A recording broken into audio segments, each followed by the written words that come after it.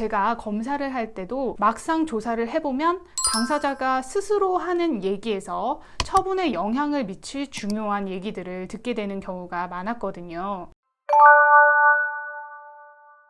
안녕하세요. 검사 출신 형사 전문 김하영 변호사입니다. 지난 시간에 검찰 조사는 어떻게 이루어지는지에 대해서 말씀드렸는데요. 오늘은 검찰 조사 어떻게 준비해서 가야 할지에 대해 말씀드리려고 합니다. 검찰 조사를 앞두고 계신 분들에게 도움이 되었으면 좋겠습니다. 지난 시간에 검사가 나를 부르는 이유에 대해 말씀드렸죠. 검사가 기소를 할지 불기소를 할지 고민이 되는 경우 직접 당사자를 불러 진술을 들어보기 위해 소환을 하는 경우가 많다고 말씀을 드렸습니다. 검찰 조사는 경찰 조사 이후 짧으면 한 달 이내, 길면 몇 달 후에 조사를 받게 되는데요.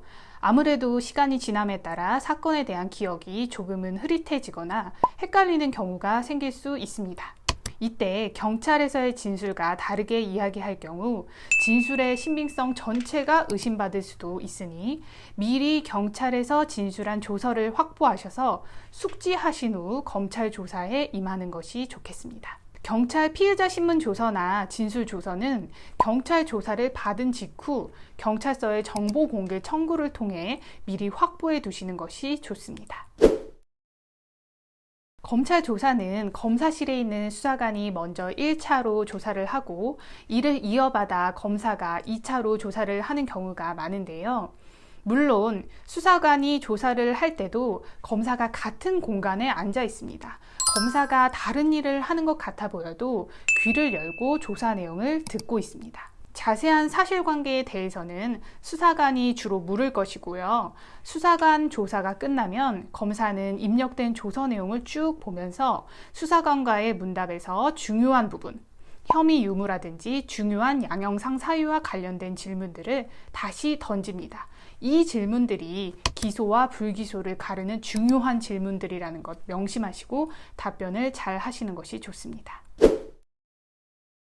경찰 조사에서는 때로는 묻는 말 위주로 절제된 답변을 하는 것이 필요하기도 하는데요. 검찰 단계에서는 이미 수사가 충분히 전개되어 있는 상황이고 검사가 그 내용을 전부 알고 있기 때문에 나에게 주어진 최후 진술 기회라고 생각하시고 말하고 싶은 부분이 있으면 꼭 말을 하셔야 합니다. 특히 혐의 유무와 관련하여 억울한 부분뿐만 아니라 참작되어야 하는 사정도 꼭 말씀을 하시는 것이 좋습니다. 제가 검사를 할 때도 종이로 된 사건 기록만 읽었을 때는 이 부분이 미흡하니까 이 사람을 불러서 이 부분만 물어보면 되겠다 라고 생각하고 조사를 했는데 막상 조사를 해보면 당사자가 스스로 하는 얘기에서 처분에 영향을 미칠 중요한 얘기들을 듣게 되는 경우가 많았거든요. 내 얘기는 내가 하지 않으면 내 앞에 앉아있는 사람은 모른다는 것을 명심하시고요. 다만 검사나 수사관이 관련 없는 얘기라고 생각을 해서 자를 수 있는데 그럼에도 꼭 필요한 경우에는 하고 싶은 말을 정리해서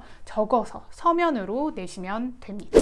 아직도 많은 분들이 수사 단계에서는 혼자서 대응을 하시다가 재판에 넘어가고 나면 부랴부랴 변호사를 선임해서 대응하시는 분들이 많이 있는데요. 사실은 재판 단계에 가면 뒤집는 것이 더 어려워집니다. 수사 단계에서 총력을 기울여 대응을 하시는 것이 중요하다는 말씀 드립니다. 오늘은 검찰 조사 가기 전 준비해야 할 부분에 대해 말씀드렸습니다. 오늘 영상이 도움이 되셨다면 구독과 좋아요, 알림 설정까지 부탁드립니다. 감사합니다.